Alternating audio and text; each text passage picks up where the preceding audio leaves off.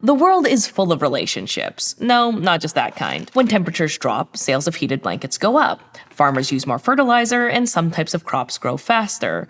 More people start visiting your favorite Swedish restaurant, and suddenly you're having to spend way more time finding parking. Wouldn't stop me, though. We're biking, baby! In stats lingo, we want to quantify relationships between things, so we know if they're just kind of related or totally in lockstep with each other. But it's even more helpful if we can quantify those relationships. Like if farmers just keep dumping more fertilizer on crops, will they grow the world's biggest wheat yield so they can make incredible canola?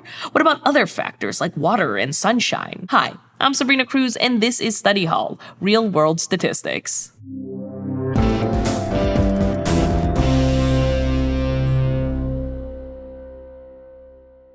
Correlation measures how strongly two quantitative variables are related to each other as they change in value. Like, say, the number of visitors who are at my favorite Swedish restaurant on a given night and how long I have to spend looking for a parking spot. And when you've got two numerical variables, you can throw those bad boys onto a scatter plot, which puts all of the data points onto a graph. That might show that as one number, like the number of customers, increases, the time spent looking for parking goes up too.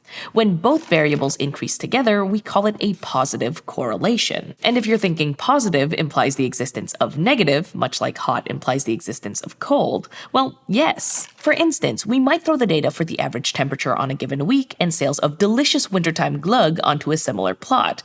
Now, as temperature increases, sales decrease. Or, to put it another way, if the temperature gets lower, sales of glögg go higher. When that happens and the values of variables seem to move in opposite directions, we've got a negative correlation on our hands. Now, some variables change with each other, but not always perfectly. One variable going up or down in value a little doesn't guarantee the other will change in the expected direction. If two things are correlated, we expect a change in one variable comes with a proportional change in the other, like less parking available at my go-to spot for delicious meatballs. But it isn't always exact. Sometimes things move around a bit, like when the restaurant is packed inside, but there are plenty of parking spaces. Everyone else biked too. Time to go look at simple but elegant furniture as I wait for a restaurant seat to open up. Still, the overall relationship we're looking for is pretty clear. Like in our temperature and glögg data, there's a strong pattern where the increase in temperature seems to dominate the trend sales, as though the data fall on a single line. We call this a strong correlation, the kind that's been raised on a hearty diet of Swedish meatballs. On the other hand, if we plotted the data for the amount of wheat a plot of land yields depending on the amount of fertilizer, we might see that there's sort of a correlation, but it's not as obvious, and maybe there's no true pattern at all. Since data often come from noisy, random processes, sometimes it seems like they could be correlated when it's hard to tell what's really going on. And in cases like the wheat crops and fertilizer, where something kinda looks like a line but not really, we call it a weak correlation. To precisely measure whether the data are positively or negatively correlated and how strongly they're correlated, we can calculate a specific number. It's called the correlation coefficient, or in this case, the Pearson correlation, and it's super useful for people like Bjorn, one of my friends who is also a Swedish language teacher. Bjorn is always telling his students that class assignments are never going to be as good as real-world language experience, whether that's reading Swedish books, listening to Swedish podcasts, or having a conversation in Swedish with a native speaker, a very, very patient one. But is he right? What Bjorn wants to investigate is whether there's a correlation between real-world language practice and final grade, and if there is a correlation, he wants to know whether it's positive or negative, and how strong the correlation really is. He grabs data from last year's survey, which asked how many minutes per week, on average, students spent doing real-world language practice. He also looks at their overall final grade in the course. Working out the strength and the direction of correlation between these two variables is exactly what the correlation coefficient is made to handle. It's a number, represented by the letter R, that varies from -1 to 1. A perfect negative correlation is one where all of the points lie exactly on a line that slopes downward by some amount. This gets a -1. A perfect positive correlation, a straight line sloping up, is a +1. If R is 0, that means there's absolutely no correlation between the two variables whatsoever. But that's pretty rare because most of the time, pure chance will generate a slight upward or downward trend, especially in small samples. To prove his point to his students, Bjorn is looking to see if the correlation coefficient comes out as a number somewhere above 0, so he does exactly what I would do. leaves it to the computer. Bjorn pulls up his data in Google Sheets, although you could do this in your software of choice. In one column, he has the minutes each of his 60 students recorded, spending time on real-world practice. In the other, he has their final grades, which were marked from 0 to 100. In a new cell, he types equals, followed by CORREL, all in capital letters, which stands for correlation. Then he puts an open parenthesis and specifies the range of data in the first column, then a comma, and then the range of data in his second column, and then closes the parentheses. His correlation coefficient comes out to about 0.61, which, if you're wondering, is pretty high for real-world data. Feeling justifiably smug, and who can blame him, Bjorn tells his colleague Freya about his findings. He goes on and on about how practicing real-world language skills definitely improves grades. At which point, Freya is forced to repeat one of the cringiest, but unfortunately almighty classic lines in statistics. Correlation is not causation. Okay, never make me do that again. But to make it clear, just because two things seem to happen at the same time in a group of data, it doesn't mean one actually causes the other. Like say a bunch of people get sunburns on the same day they eat salmiakki ice cream, a Nordic delight they are momentarily serving at my favorite Swedish restaurant.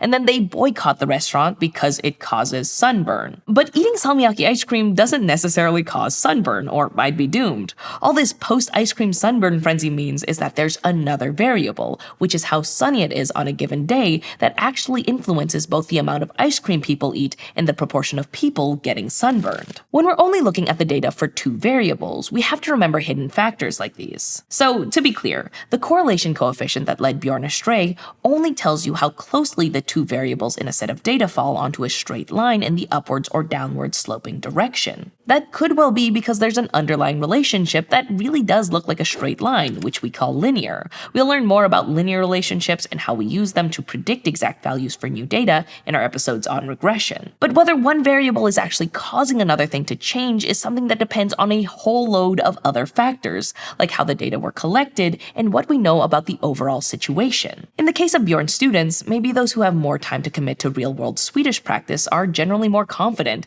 have more time to study overall, or have more experience when they start. And his colleague Freya informs Bjorn that some or all of the correlation could come from these hidden factors. But Freya is also in the midst of her own correlation questions. Based on all the previous Swedish courses taught at the school, she studies data for how many words students manage to learn against the length of the time the course ran for. If there's a significant correlation, she'll use the length of the course as the main way of determining realistic goals for incoming students. Her data seem to follow a clear trend, but this time the line they fall onto isn't perfectly straight. Now, Bjorn used the Pearson correlation, which got its name from one of the most infamous eugenicists in statistics. But the Pearson correlation probably isn't the right tool for what Freya needs, since it only measures how well the data follow a linear trend. If there's a non-linear trend that seems to be generally increasing or always decreasing, there's a more appropriate way to measure correlation, the Spearman correlation coefficient, named for Charles Spearman, who unfortunately was also into eugenics. But don't let that correlation make you think that studying stats causes you to get really into skull measuring. Just like the Pearson correlation coefficient, the Spearman correlation coefficient varies from -1 to 1, representing perfect increasing or decreasing trends. But now it does it in a way that reflects any shape of trend, not just a straight line. It's represented with the Greek letter rho, or a lowercase r with a little s under it. This is only a little trickier to calculate in Google Sheets compared to the Pearson correlation, and you can find the details in the description.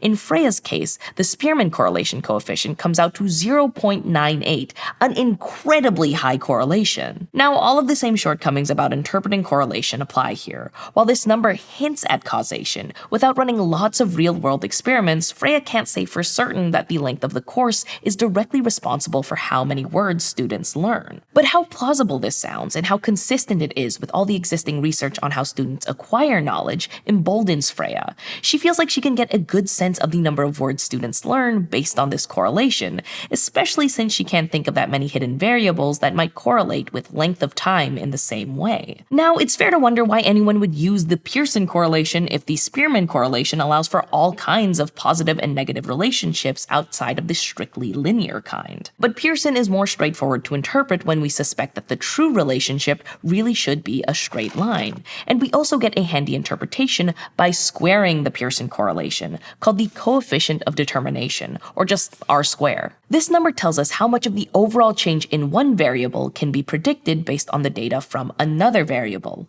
If the R-square is 100%, you can predict the value of one variable just based on what you measure in the other. Or if the R-square is 0%, knowing the value of one variable tells you basically nothing about the other. Or for any percent between 0 and 100, the R-square is like saying how valuable one variable is for predicting the other. Basically, correlation is linked to the idea of predicting outcomes because correlated variables predict each other really well. Like going back to Bjorn, squaring his Pearson correlation gives him an R-square of 0.37. That means that 37% of the variation in his students' grades is associated with the amount of time they spend getting real-world practice. And given Freya's comments about being cautious when making claims about causation, that's the stat he chooses to share with his incoming students, because the other 63% of the variation could be caused by plenty of other things, and that nuance matters. On their own, correlations can't reveal everything about a complex relationship between different things, but they do create little signposts towards potential relationships where they exist. And diving deeper also tells us what direction these relationships go in and how strong they might be. Tools like these are also a common starting point for a bigger investigation. In fields like genetics, marketing, environmental science, or economics, there can be hundreds or even thousands of variables that might be related. At the end of the day, this is all about making life simpler, like perfect Swedish shelving. If you're enjoying this series and are interested in taking the full study hall real-world statistics course and earning college credit from ASU, check out gostudyhall.com or click on the button to learn more. And if you want to help us out, give this video a like, smash that subscribe button, and comment your favorite Swedish dish. Thanks for watching, and see you next time.